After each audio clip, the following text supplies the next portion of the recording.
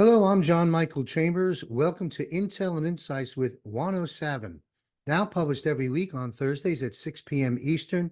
I also publish a monthly 1-hour program titled The 40,000-Foot View.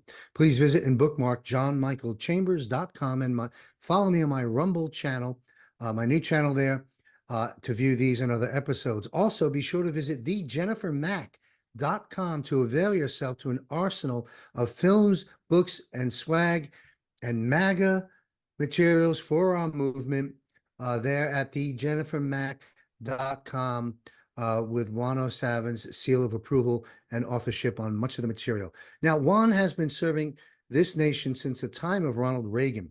He's very well connected, and I'll just leave it at that. His clandestine assignments and self-imposed directives, many of which are unknown to the public, play a critical role in protecting this nation and its interests for decades.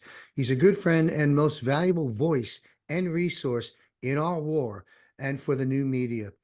Thank you again, Juan, for being generous and giving of your time for me and my audience today. How you doing, sir? Hey, great, John. Thank you. You know, Juan, to our audience, let me address the audience.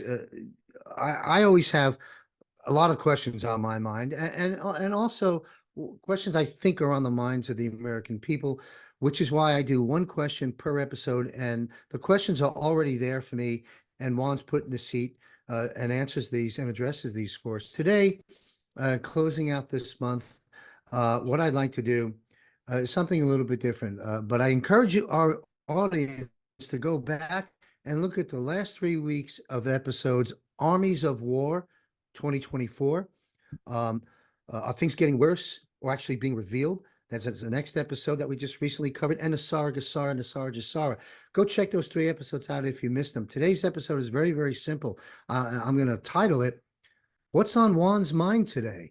So, Juan, the airwaves are yours. There's so much going on. You're a treasure trove of intel, great analysis, and insights. What would you like to talk about? Well, the main issue, and I touched on it in all of the previous episodes, America's about to be faced with a conundrum. You have a legitimate president who was denied the office that the American people voted him into.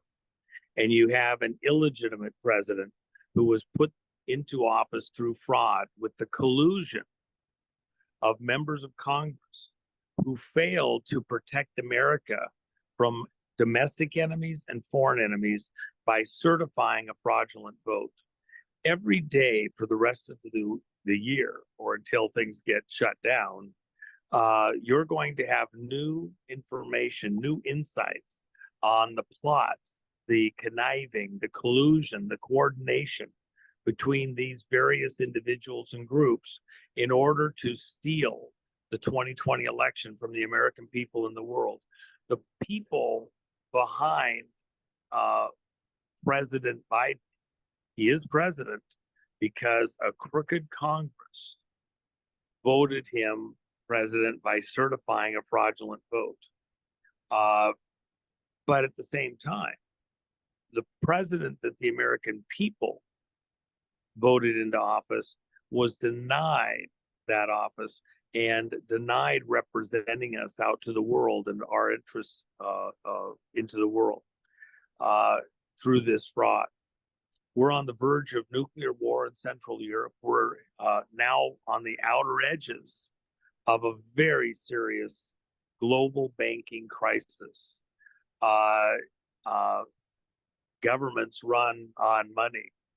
And if you don't have the flow of the funds in the banking world, in the industrial world, if you can't clear accounts, if you can't purchase, if you can't transfer goods because of these problems within the banking community, the receipts, then the flow of goods slows down ultimately to a trickle and stops. And if the only people that can come up with banking instruments that are acceptable are government-backed groups doing government work, then you shall soon be wanting for bread, because planting and sowing and reaping within the business community can't occur. Businesses can't invest in the future. They can't buy goods They can't pay their employees. It is it's a domino effect, and as that occurs, America and the world are going to be unable to complete transactions, to do business, and that will cause starvation. That will cause greater conflict and fighting, including amongst those people that are here in America illegally, that are being given purchase cards, while other Americans who worked for and earned, who invested, paid their taxes, have nothing to show for it and are left wanting. It's picking a winner who is unjust and illegally present against those who worked for and earned and are the true owners of the heritage within America. All of this was done through vote fraud with machines designed to create the illusion of an election outcome that was honest, but they're really just magic. It's curtains and mirrors. This is being done, the flashbang.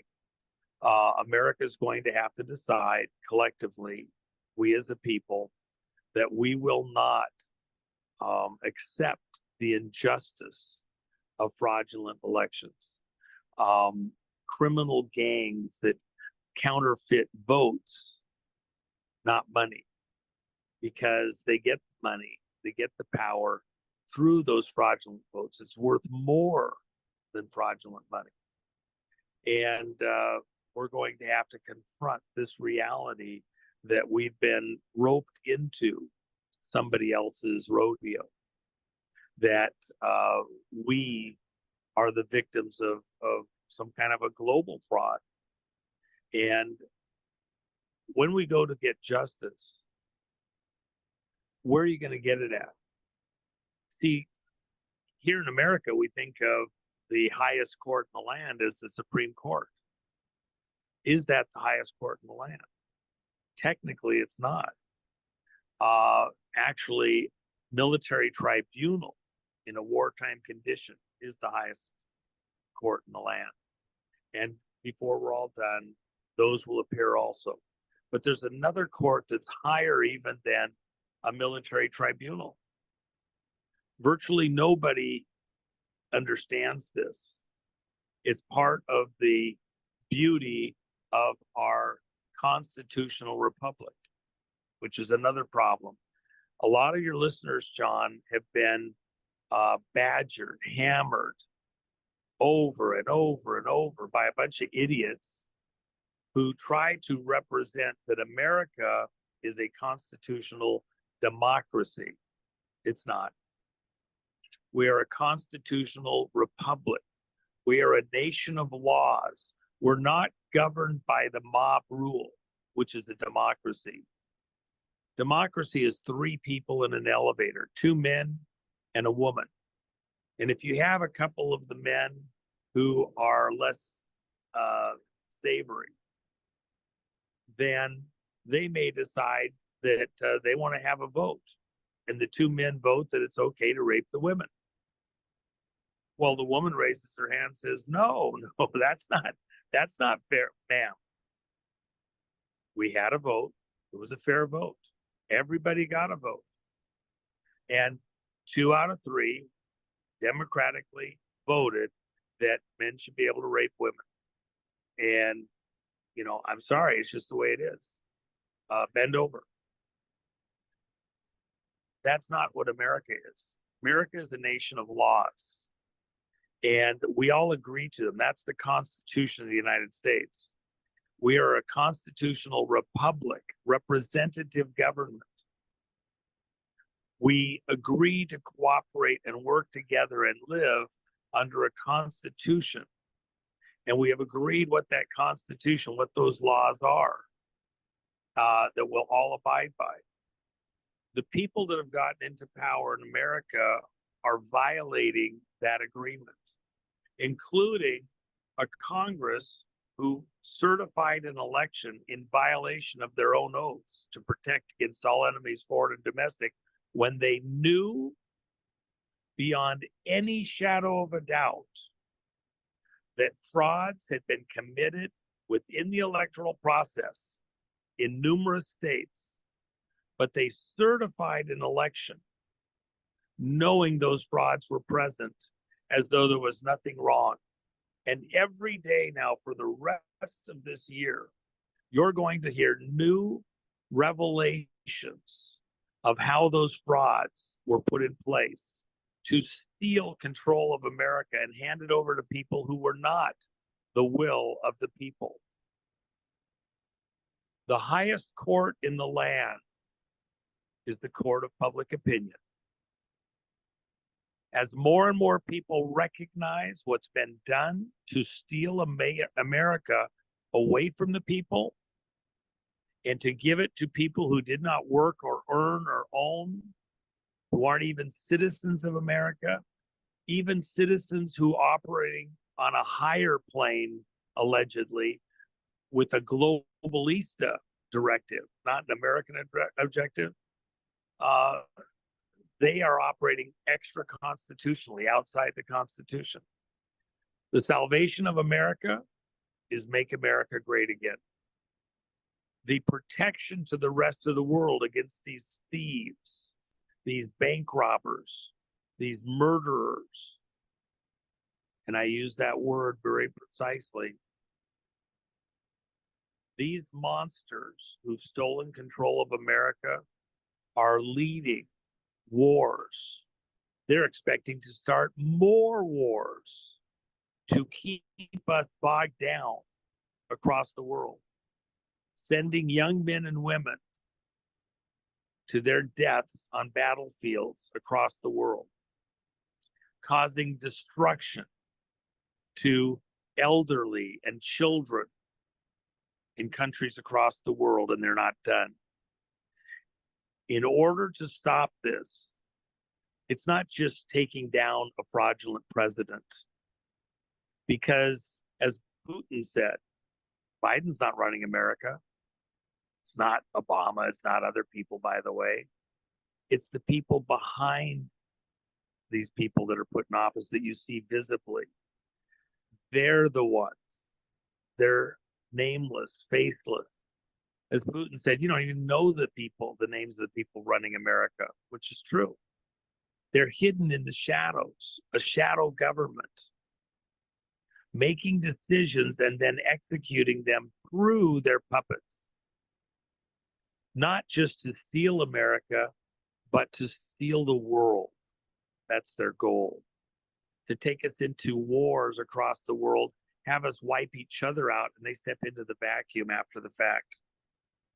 This moment is about the court of a public opinion, this audience and others, making the decision that we will not go quietly into the night. We will not accept these monsters driving us to our deaths down the cattle chute to annihilation and slaughter. We will not let them eat us like food. These sharks that seek to own the world, who would own this world at the cost of their eternal lives, who've sold their souls to the devil himself. We're going to come against that. We, the American people, are going to stop this. The court of public opinion will not be overturned. We are the highest court in the land. We will take America back. We will not accept a fraudulent vote, past or future. They can shut the next election down if they want, but we are still going back, and we're going to get justice on the last election. 2020, it's not over yet. No, it is not over. And so we're listening to 107 and what's on his mind these days. And I took a lot of notes there that are noteworthy, thus written down. But you know, you talked, Juan, about the three tiers. I want to make sure I got this of the courts and Yeah. if I were titling this episode, it would be the court of public opinion. I'd ask the public, what's yours? What's your opinion? But you've got the military tribunals superseding a Supreme Court simply because we're under a wartime command structure, which you've educated me on. And this country, way back when it was first officially triggered, correct me if I'm wrong, but that would be off the heels of the stolen election. And that is what has triggered this. And I think that's what people really that narrative's got. I mean, I've been saying it since I've learned of it at all the Clay Clark events on that platform. And we are at war. People have to understand that this is our war, but this one, it's the mother of all wars. It's a war for all of humanity, but it's all up to us here in America to get it right, like it always has been. This has been a very again, that's just one. I took a bunch of bullet notes here, but you also mentioned one that the frauds that have been perpetrated, committed against us in the election arena specifically, will all be revealed as the time goes by. So perhaps this court of public opinion will shift dramatically in the direction that it needs to. No, John, hold on one second. Talked in previous, yeah. Hold Go on ahead. one second. Mhm. It's not that it will possibly, perhaps, change. The American people are experiencing dramas that they thought they would never see in their lifetime. The American dream is being attacked in ways that they never envisioned for themselves or their children. And at some point, what you'll find out with the American people, there is a point where, like Gulliver, they wake up, rise up, and they pull all those stakes, those ropes, those chains, like Ah, folks, you have to understand, both Juan and I travel. I'm on a somewhat remote island in Asia, and Juan, of course, is in another location that, as you can see, that beautiful sunset that was there, you can see that he travels quite a bit too across the globe in different continents. Uh, you know, the first time this has ever happened to me, doing a recording of this nature, I don't know that Juan can patch back in. So I'm going to stick around a little bit with the hopes that he can. If he cannot, well, we'll just continue this dialogue each and every week. Intel and Insights with 107. Um, he talked about the question was none. I didn't have a question. The question was, well, the question was this: what's on the mind of 107? And Juan was just opening up and sharing with us what's on his mind. And I would summarize it as um, not a 40,000-foot view, but maybe a 10,000-foot view of the trap and the debacle that we find ourselves in, having our country having been taken over and living in a post-constitutional government. Juan broke down in this segment the three levels, if you will, of the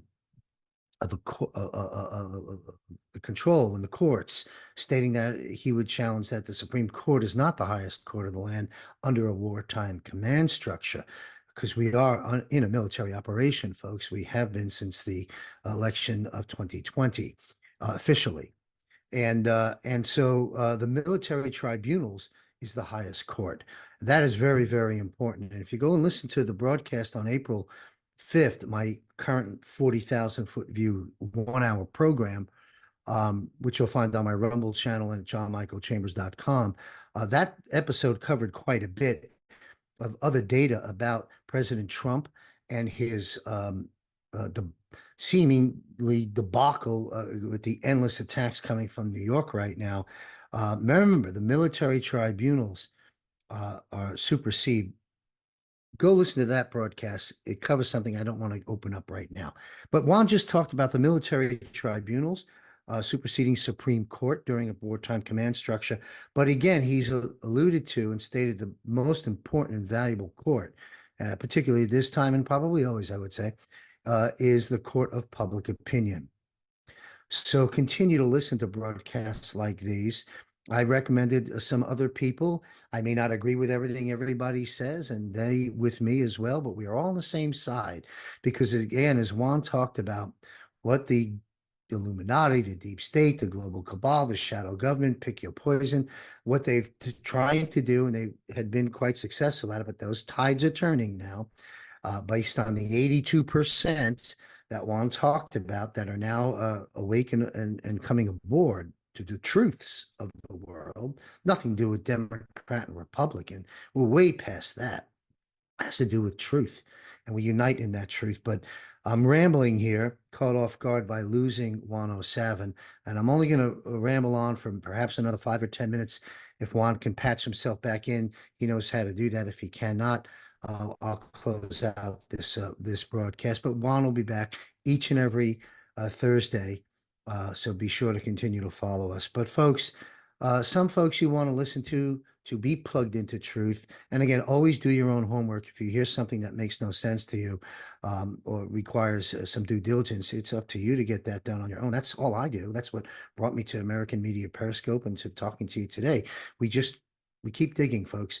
Some of the people that I admire and respect that have done some great work and continue to is Josh Reed. I think he's called the Red Pill Project. He was with us at American Media Periscope back in our day. Josh Reed does great work. You have Alexandra Bruce, ForbiddenKnowledgeTV.net. She does a lot of good research, pulls a lot of stories and people to the surface that aren't readily available or known by us. You've got a lot of people worth following, like Flyover Conservatives, Michael Jaco, my good friend Scott McKay. Dr. Kirk Elliott is a frequent guest on many of the Patriot platforms. You have Patriot.tv, which is the company that did the acquisition merger of American Media Periscope, and now with Brandon House's production company. You've got General Michael Flynn, someone whom I stand with, General Michael Flynn on the board of directors. I've had many conversations with the general leading up to that acquisition. You've got Mark Schaffline, one of the core owners. You can learn what he's doing to grow that network. And of course, Floyd Brown, Western Journal. You all know Floyd. This is a Christian conservative Republican kind of slant side of the news. Not deep into the issues that I've gone and the folks that were at American Media Periscope and so forth, but they still do good work. I consider CBM, well, that's the ticker symbol, but I consider Patriot.tv to be what growing to be, and already is to an extent, what Fox News pretended it was all those years. So check them out. And those that require a little bit more red meat, a little bit more on what one would consider the conspiratorial side of things, X-22 Report, Scott McKay, Flyover Conservatives, Mel K, Michael Jaco, Jason Shirka. There are so many out there putting our lives on the line to bring you truth as we know it to be, and asking you to go follow up and do your own homework. But because we unite in truth, tragedy brings unity. Think what 9/11 did for a brief moment, that inside job that was done. 9/11 brought us together.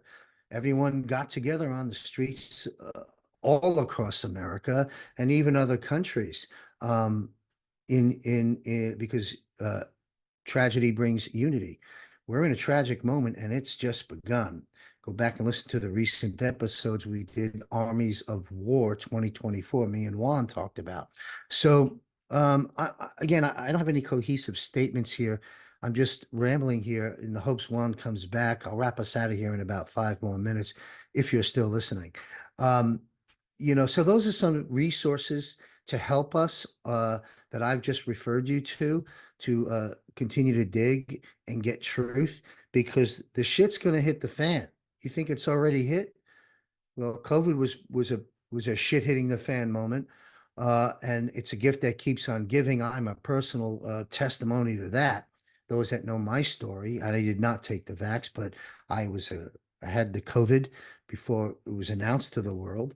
I am a COVID long hauler, which has a new and much better definition than it did in the early days.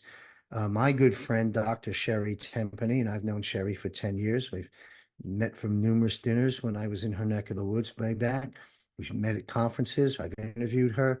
She's a warrior. She's been heavily attacked, and you should follow her work. Dr. Sherry Tenpenny, Dr. Christiane Northrup, I got to meet on this journey.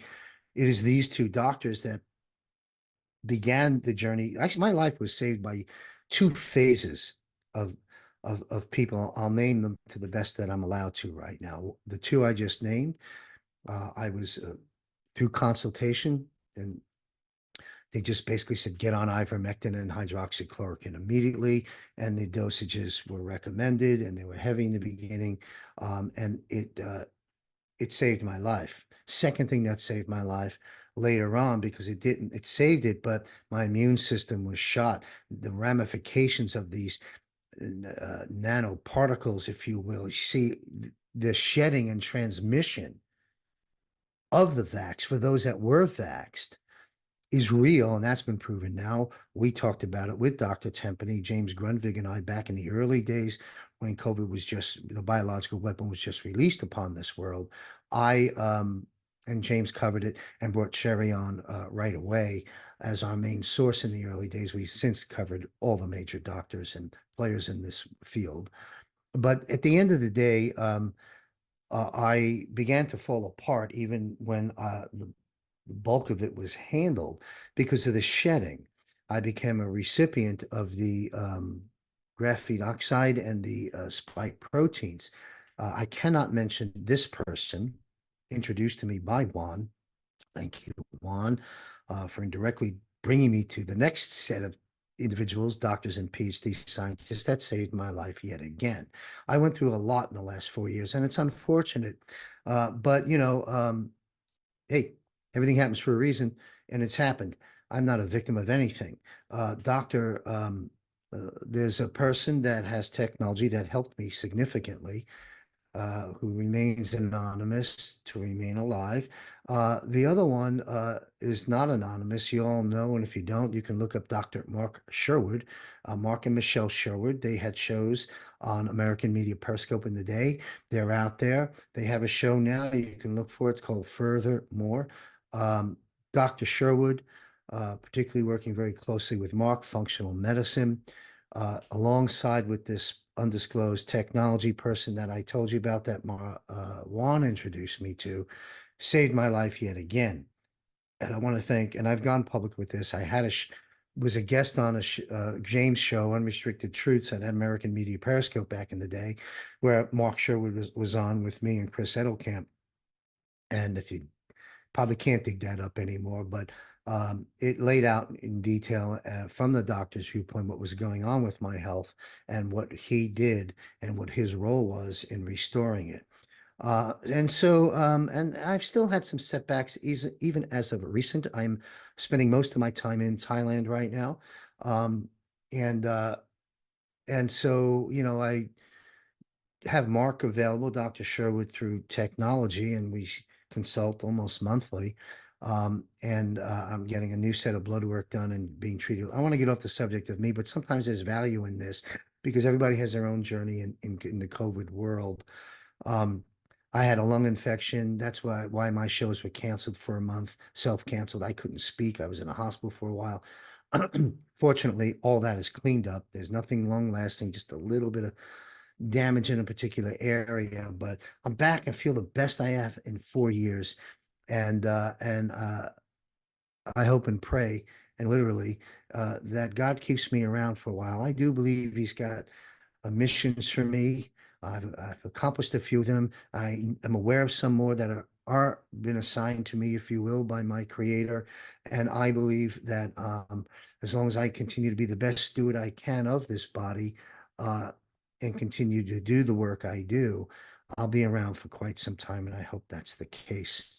I do want to recommend Genocide Jab. It's a 5-star rated, at one point, #1 bestseller. It's a book I published, Genocide Jab, Vaccines, Victims, and Villains. You'll find that on Amazon and other places. You can go to my website and take a peek at things there, johnmichaelchambers.com.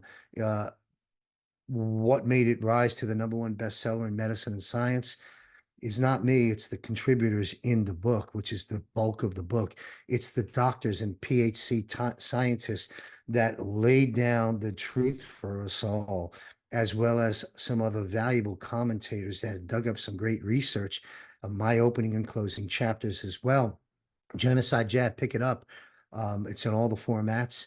My journey in publishing and writing began in Thailand, ironically, where I was back in for 5 years nearly in 23 early 2009 to say 2013 before I came back to the States and continued the work that ended up being American Media Periscope and my public speaking at Clay Clark's platforms with General Flynn and all the great, incredible people I've had the honor and privilege to share a stage with, including President Trump, who has shared the stage via technology, and of course, the Trump boys and so many incredible people, Roger Stone and Don A. Clement and the doctors, Selenko and all these folks. What an honor it was. Great work, Clay Clark and General Michael Flynn, for putting that together. I've always stated and will to this day, say what you will about all that. I would say that it was the biggest successful movement, separate from anything the president and the White Hats, of course, are doing, that this country had. And it's coming to a close now as I speak. I think they have one more event left, maybe two, and that's it, because we're moving into a different phase of the war and the battle, and we're directing our energies and attention somewhere else. I will say this, having met the general numerous times in the green room, on the stage, having been complimented by him for some of my work, as well as coached by the general. Thank you, sir. Man's an American hero, and I encourage you to go visit his film he's just released. They launched a 40-something city tour. Go check it out. General Michael Flynn, who President Trump praised over the phone at the Doral. It's up on my website. I have all my speeches there. You can Google it. It's not Google, go to my website and you can see under public speeches, the very first one that archived is my very last farewell speech that I gave of my 2-year commitment with American Media Periscope as a media partner, as well as me as a public speaker. It was my last speech. I was very sick. I flew back from a quick stint I had in Thailand to speak there. And I opened up the event that Saturday part of the event. And President Donald J. Trump closed it via cell phone with Michael Flynn, with the cell phone up there. And there's a picture of the Flynn with that phone. When you see that, that's who's speaking. It's the president. And so what an honor it was for me to open up that day and have President Trump close it. And he spent, the president, and I'm wrapping up now in 2 minutes. The president himself stated, in fact, he used that entire time. Go listen to, well, you'd have to go to Clay Clark's platform to get the General Flynn moment with the president. All you'll see on mine is my 13-minute speech, which I encourage you to take a look at. But the president used his 10 minutes on the phone with General Flynn to talk about General Flynn and what an honorable man he is. And what I took away from what the president was discussing with regards to that time on the phone with Flynn was that, and this is just my opinion, General Flynn plays a major role today. I would say he's arguably one of the handful of the most second, third, or fourth powerful people in this game right now to resurrect and restore our republic and redirect humanity on a course correction. I would also state that I believe, again, my opinion, there's a plan for General Flynn in a different capacity. And that's what I was getting from the president. So anyway, I didn't want to turn this into a General Flynn stump for Flynn thing. He doesn't need my help. But that's my opinion on that. And Juan 07, since this was a Juan broadcast till technology and such bumped Juan off, is on the record on Nino Rodriguez show and perhaps McKay and other platforms that are out there. Maybe it was Jayco, I don't remember. Maybe it was part of a platform. Maybe was with SG and on. I failed to mention earlier. There to me is outside of Juan. I'm partial to Juan because I've had a relationship with him for many years, on and off the record. Uh, but SG and on, man, if I'm going to one source, if it isn't Juan, it's SG and on.